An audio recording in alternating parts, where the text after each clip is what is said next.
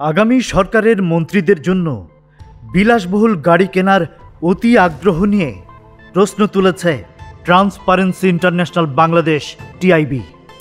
অর্থ মন্ত্রণালয় একবার প্রস্তাব বাতিল করার পরও জনপ্রশাসন মন্ত্রণালয় আবার বেশি দামে গাড়ি কেনার প্রস্তাব দেওয়ায় এই প্রশ্ন উঠেছে।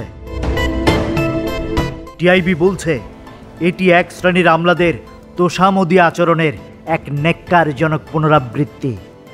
সংস্থাটির নির্বাহী পরিচালক ডক্টর ইফতেখারুজ্জামান একে অনভিপ্রেত ও অগ্রহণযোগ্য বলে উল্লেখ করেছেন।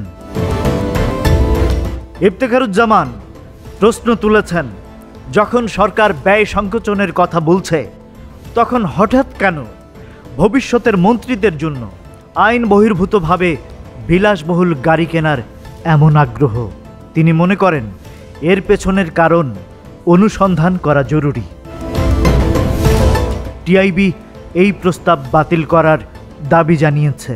তারা বলছে অন্তর্বর্তী সরকারের এই সিদ্ধান্ত পরবর্তী সরকারের মন্ত্রীদের কাছে গ্রহণযোগ্য নাও হতে পারে এবং এটি জবাবদিহিমূলক সরকার প্রতিষ্ঠার অঙ্গীকারের সঙ্গে স্ববিরোধী। Rajib Raihan, news flash 71।